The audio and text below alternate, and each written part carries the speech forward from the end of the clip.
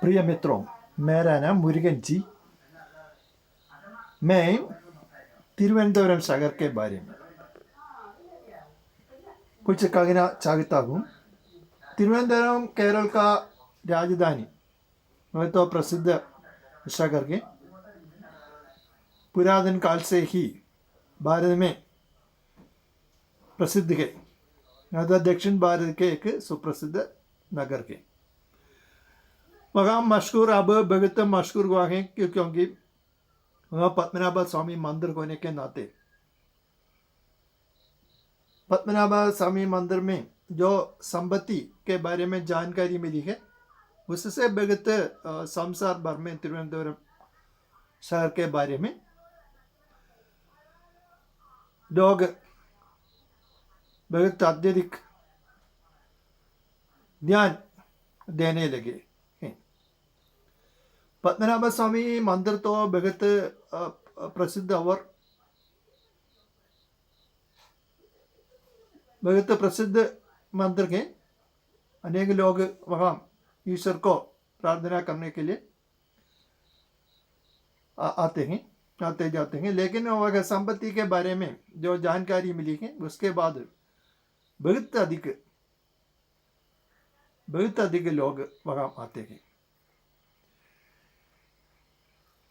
वहाँ तिरुवनंतपुरम में अनेक बहुत अधिक लोग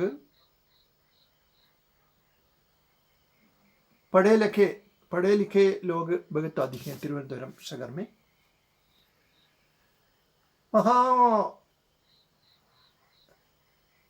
तिरुवनंतपुरम के पश्चिम भाग में अरब सागर, दक्षिण भाग में कन्याकुमारी, तमिलनाडु के कन्याकुमारी जिला है,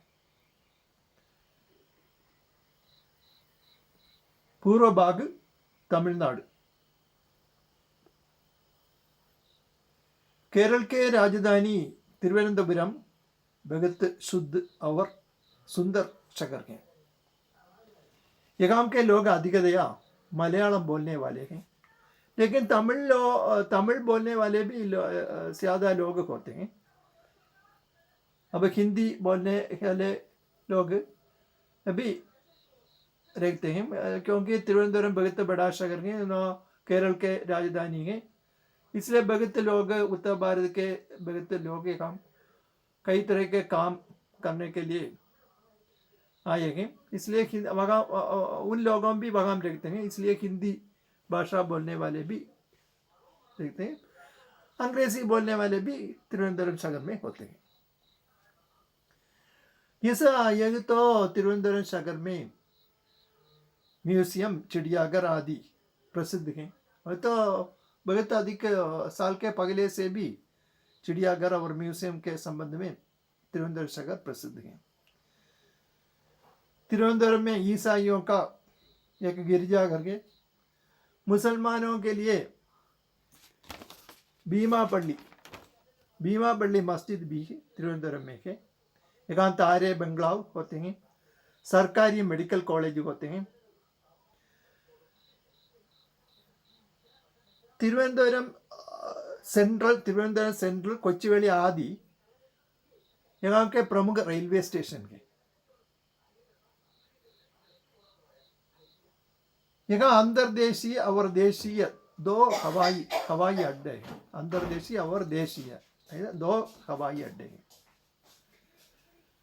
वानरोस चौकी के पास, पालम के समीप वानरोस चौकी के पास भारतीय रिजर्व बैंक की एक शाखा होती है। सुप्रसिद्ध केरल विश्वविद्यालय भी तिरुवनंतपुरम में है। कोवलम समुद्र के किनारे बहुत सुंदर है, प्रकृति मनोहर है कोवलम समुद्र तट। उस प्रकार विഴിഞ്ഞം बंदरगाह अब उसका निर्माण, उसका बनावट हो रखा है। बनाने के लिए दोनों सरकार, भारतीय सरकार और केरल के सरकार दोनों ध्यान रखते हैं, मगर उसका काम हो रखा है। उस विഴിഞ്ഞം बंदरगाह की ये तो बंदरगाह विഴിഞ്ഞം में समुद्र में बहुत गहराई है। भारत में बंदरगाह आने के मुंबई, कोलकाता, कोच्चि, विशाखापट्टनम, चेन्नई आदि बंदरगाह हैं, लेकिन उसकी समुद्र में अधिक गहराई नहीं है। बड़े बड़े बंदरगाह जहाज़ों के लिए भारत के बंदरगाहों में आ नहीं पहुंच नहीं सकते हैं। बड़े बड़े जहाज़ों कोलंबो में या सिंगापुर में जाकर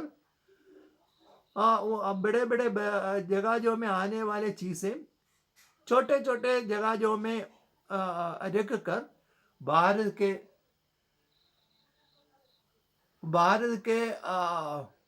बंदरगाहों में आते हैं। इसलिए हमारा पैसा अधिक खर्च होता है।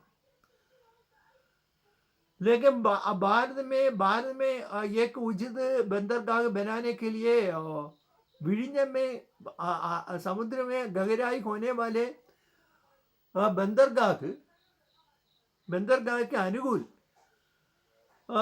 एक स्थान रहने पर भी 60 सालों से कोई इसके तो बनाकर अच्छा बनाने के लिए ध्यान नहीं दिए। लेकिन अब जो सरकार केंद्र में जो दिल्ली में जो सरकार आएगी, उन सरकार ने नरेंद्र मोदी जी के सरकार आए हैं, उनको हमने इस बंदरगाह को बड़ा बनाकर अब पहले एक मछली पकड़ने के लिए यह बंदरगाह उपयोग करते थे, लेकिन काम में आते थे। लेकिन उसको एक बड़ा बंदरगाह, भारत के सबसे बड़ा बंदरगाह बनने के लिए उचित स्थान के अगर भारत के सबसे बड़ा बंदरगाह बनाने के लिए नरेंद्र मोदी जी ने उसके लिए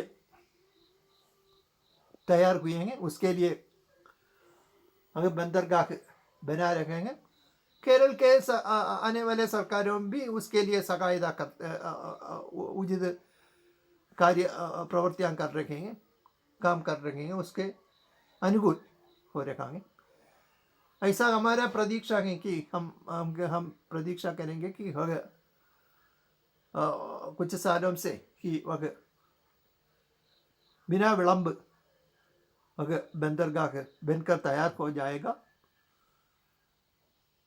मगर भी उस बंदरगाह भी तैयार होने से तिरुवनंतपुरम शहर बहुत बड़ा बन जाएगा। और केरल के नहीं, दक्षिण भारत के केवल केरल के नहीं, केवल दक्षिण भारत के नहीं, पूरे भारत के विकास के लिए एक विഴിഞ്ഞം बंदरगाह एक अनुकूल रखेगा। ये तो यहाँ की क्लाइमेट अभी अनुकूल के, यहाँ के क्लाइमेट बहुत अच्छा है। यहाँ इसलिए बहुत लोग यहाँ आते हैं। यह तो एक पुण्य स्थान भी है, उस प्रकार भौगोलिक दृष्टि से भी एक उचित स्थान के।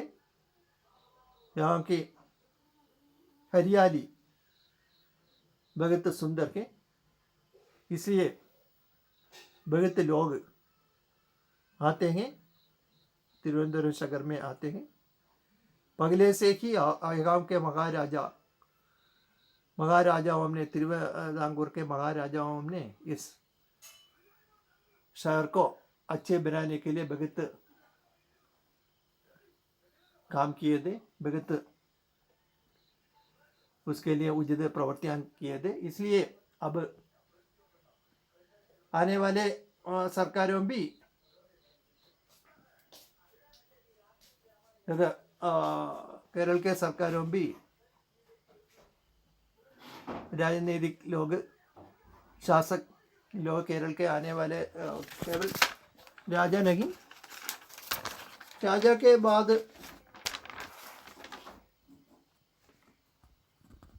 जिन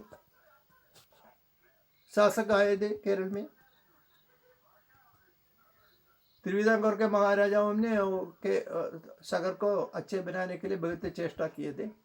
उसी प्रकार उसके बाद आने वाले केरल के शासकों भी तिरुवनंतपुरम सागर को